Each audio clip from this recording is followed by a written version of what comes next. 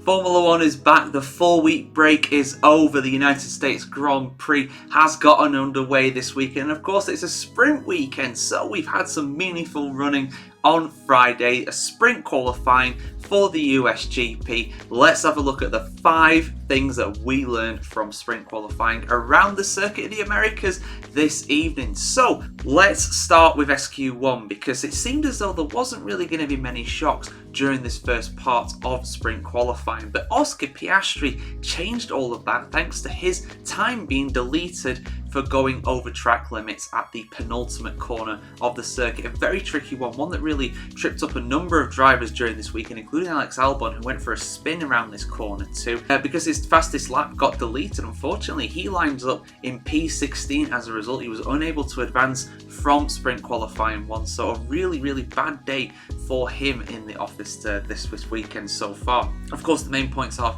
paid out on Sunday, and he of course also can recover during the sprint race, although it's only a third distance. He's got a lot of places to make up. He'll need to make up at least 8 places tomorrow in the sprint. Sergio Perez, though, he's another driver who struggled this today in sprint qualifying. He could not get up out of SQ2, and it just seemed like a plain lack of pace, really. He couldn't go fast enough on his second run, and he ends up lining up in P11 as a result. Now, Sergio Perez, of course, coming to this weekend saying that he's not leaving, he's not retiring from Formula 1. He will not announce his retirement during the Mexican Grand Prix, his home race next weekend. But yeah, this isn't very good, I'll be honest with you. I'm not expecting the guy to retire or anything crazy like that, but really disappointing for him with this one. Haas have made a habit of not bringing many upgrades throughout this season, kind of relying on what they've got and going with the improvements really from that, maximising the car they have. But if you have a look at the amount of upgrades that they've actually brought to this race this weekend, I think only McLaren have brought more. So their home race, their second home race of the season, they've brought plenty of upgrades to, and it's really paying dividends as well. A P6 and P8 for their 2 drivers today, both into the top 10, and they absolutely deserved it. Haas really going for that 6th place in the Constructors' Championship, and despite Yuki Tsunoda getting up into the top 10 and Liam Lawson also getting close to the top 10 as well, that is a very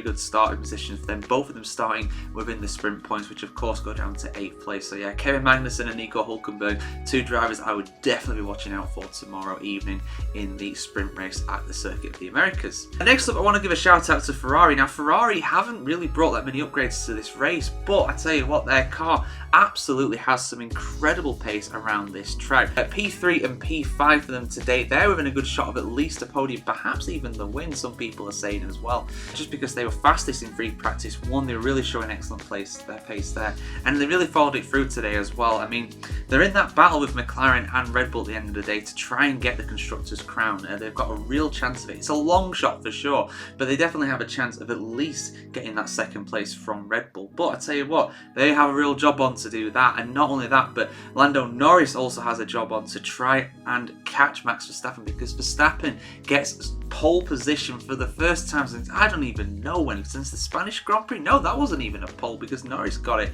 It's been a very long time since Verstappen has got a pole of any description, but he managed to get it today for the sprint qualifying. Now, of course, this is just 1 lap. It is not indicative of race pace, but very encouraging for Verstappen and very disappointing for Lando Norris. I'm not blaming Norris by any stretch. It just seemed like he could not hook a lap up, and he did a lot better than his teammate today. Lando Norris lands up in P4. He'll have to try and overtake not only Max Verstappen, but also George Russell and one of the Ferraris ahead of him too. So yeah, I think it's going to be a very fascinating battle to see if Norris can recover this, because of course he came into this weekend on a massive high. McLaren have brought more upgrades than anybody else to this race, but it's not really paying off for them, at least in sprint qualifying. So we'll see how the weekend progresses.